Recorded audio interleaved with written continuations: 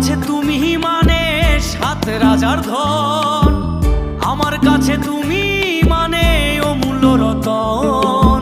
তোমার কাছে হয়তো বন্ধু আমি কিছু না, তাই তো তোমার স্বপ্নে বন্ধু আমি আসি না।